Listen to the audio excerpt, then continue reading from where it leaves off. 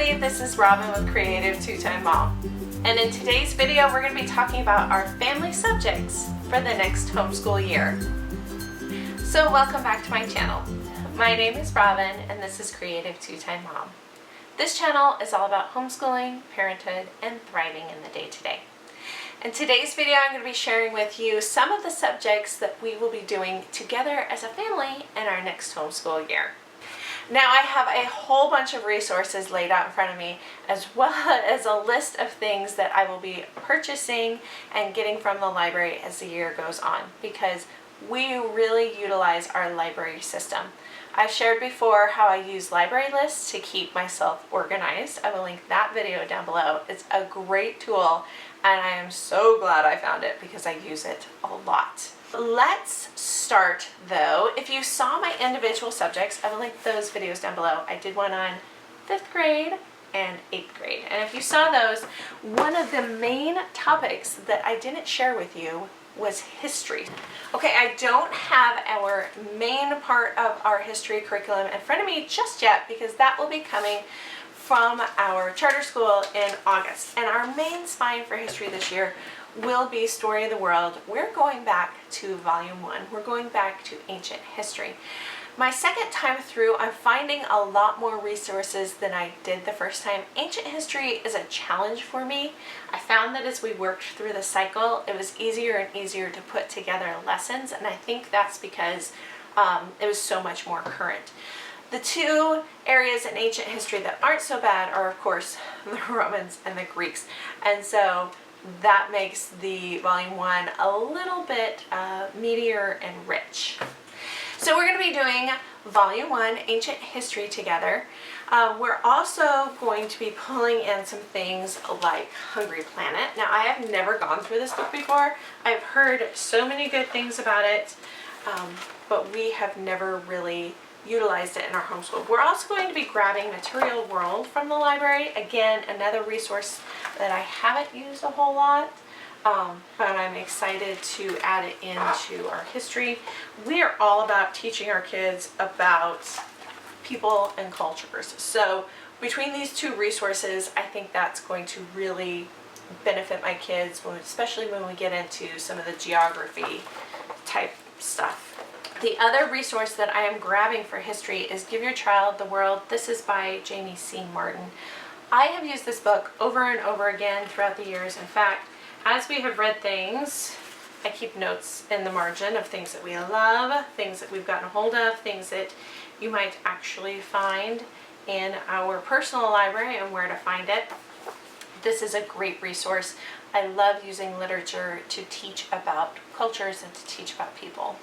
The next subject that we're going to be doing together is, of course, artist study. This is something that we got into a few years ago, and I try to pull up a biography of the artist if I can get my hands on one. It's not always possible, but between the Who Was series and getting to know the world's greatest artists, I can usually find some background information on who this artist is.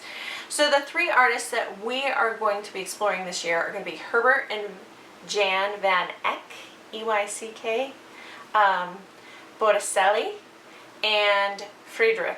And I think between those two series, those two biographical series, I was able to get something for each one of them. Of course, I'm also going to be using the Ambleside online schedule, and I'm going to be utilizing their links so that we can pull up the artwork as we go.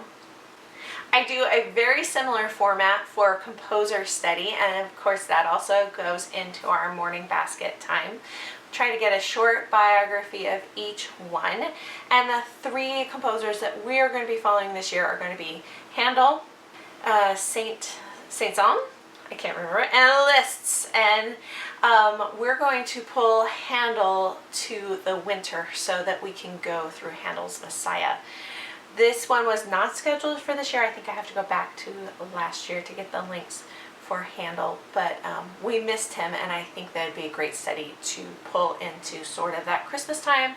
Cindy Rollins also has an Advent study that I think goes along with Handel's Messiah, so I'm going to try and grab a copy of that one. And of course, using Ambleside Online's links for the music, going to YouTube, creating a playlist of all this rich music that we can listen to together. For nature study this year, I'm going to slide it into our morning basket time, but it's a little bit more in depth than what we had last year. Last year we did the Burgess book and the Dover coloring book, which was perfect for the amount of time that we had. But this year I grabbed 2 copies of the Wild Wilderness Adventure Handbook. This is by the Thinking Tree Journal. I'm also getting a couple copies of the Bear Grylls Survival Skills books to go with this. This covers different animals in your area, dangerous animals, how to avoid them, how to create fire, how to create shelter, how to filter water.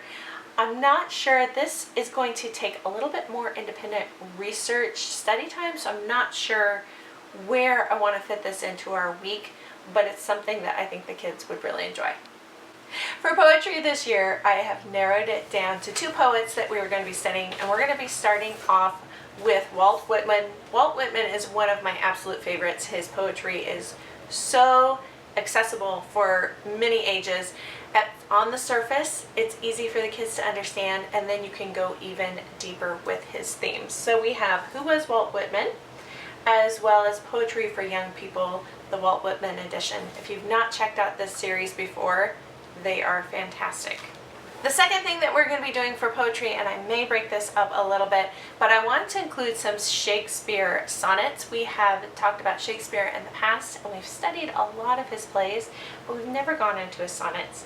And in 2020, there was an actor who did a sonnet a day on his Facebook. I'm also going to try to look those up because he has an amazing presence, an amazing way of reading the sonnets, so he probably would do a lot better job than I will, but I did want to pick up a book of sonnets just in case.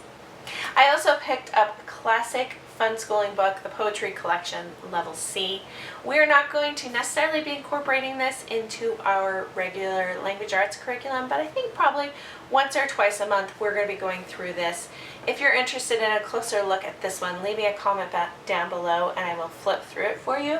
But basically you are studying different sections, you're studying each poet and the vocabulary that they use and finding other poems by them that you enjoy.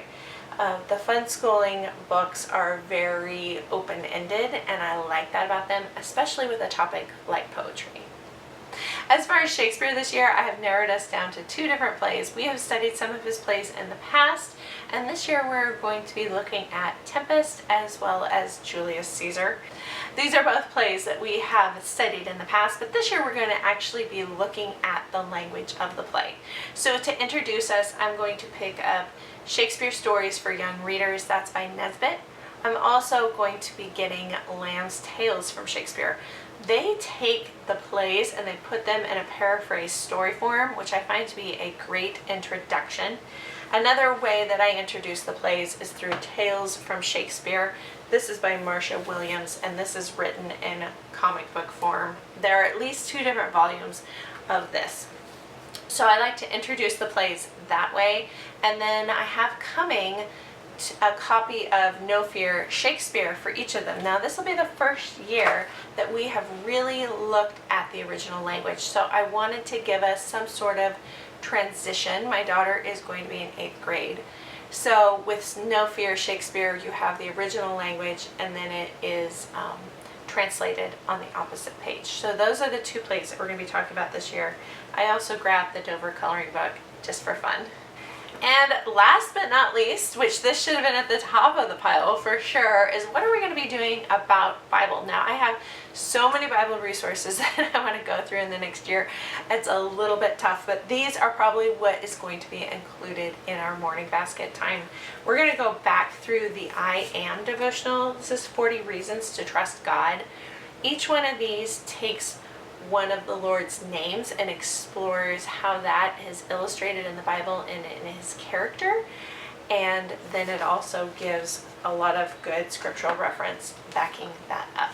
The other thing that I want to go through and add into our morning basket time is It Couldn't Just Happen, Knowing the Truth About God's Awesome Creation. Now this is a lot heftier than I realized it was going to be when I purchased it. I thought it was going to be a little bit more like a devotional, but it looks like there's some really great information in here. So I'm going to be adding this to our morning basket as well. So I think that's all of the group subjects that we're going to be going through this year. It looks like a lot, even seeing it laid out in front of me, it seems like a lot. But when you think about artist study takes about 5 or 10 minutes once a week. Composer study takes about 5 or 10 minutes once a week. We will take some time, it'll take a little bit more time to go through Shakespeare, but our poet study is going to take about 5 or 10 minutes a week.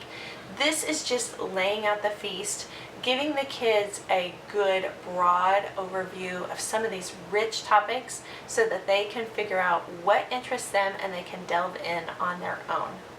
Leave me a comment down below letting me know what subjects you are studying together as a family this year, and if you saw any resources that you would like to see a closer look. I hope you guys enjoyed this video, and we'll see you next time. Bye guys.